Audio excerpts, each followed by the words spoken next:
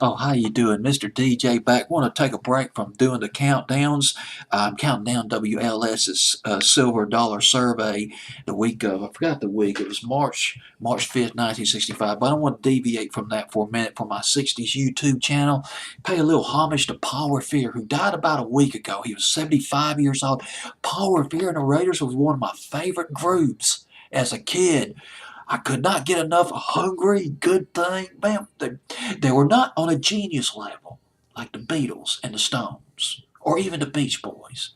But they put out some great rock and roll records. Hammer Me in '67, Stepping Out. The first hit was an instrumental like Long Hair. That was in 1961. Stepping Out, summer '65. Then they came out with Just Like Me, one of the best garage rock and roll bands.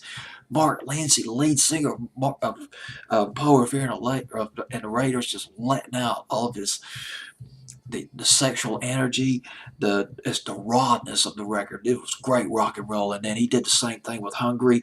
The hit roster, Just Like Me, and then they came out with Kicks. Some consider this. I think this was the first anti-drug record, Kicks, in the spring of '66. Then Hungry, summer '66, the Great Airplane Strike, which was a deviation for Paul Revere and the Raiders, but it didn't do as well. Went to number 20, and then Good Thing took them right back up into the top 10. Fall of 1966, back to their fun-loving, good time rock and roll ways. Paul Revere and the Raiders. But now, one of the album cuts that caught my attention years ago, 1001 Arabian Nights. I thought, this is not Paul Revere and the Raiders. This is completely different from their hit records. But this shows another side of Paul Revere and the Raiders. It's sort of a psychedelic, almost a Sgt. Pepper influenced record. It was from the album The Spirit of 1967, The Spirit of '67. Hungry was on this album, Good Thing and the Great Airplane Strike. Probably one of their best albums. They had an electric side to them, Paul Revere and the Raiders. The album Spirit of '67 was produced by Terry Melcher. Terry Melcher, the son of Doris Day. Now, a little history real quick on Terry Melcher. He and a guy named Bruce Johnston, they combined in a duo. They called themselves Bruce and Terry. They released some sides, and they also created a group called the Ripcords. Hey Lil Cobra came out with Hey Lil Cobra, and Bruce Johnston would later become a member of the Beach Boys. Terry Melcher would become a staff producer at Columbia Records. He produced Mr. Tambourine Man by the Byrds, using mostly studio musicians. The only member of the Byrds who played on that song was, I forgot his name, Roger McGuinn, and his 12-string guitar.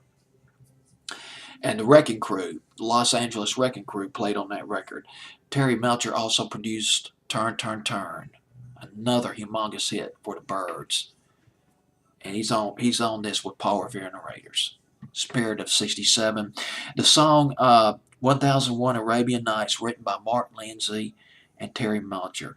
It gives me goosebumps still listening to this record, particularly the way Mark Lindsay sings on this record. It's almost like a group of kids getting together, sort of, and one kid is telling a risque story or a bawdy tale, but he's doing it in hushed tones so that his parents won't hear him or the teacher won't hear him.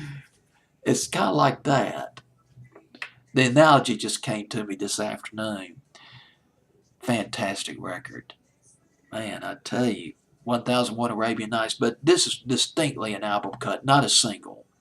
Paul Revere and the Raiders from Spirit of '67.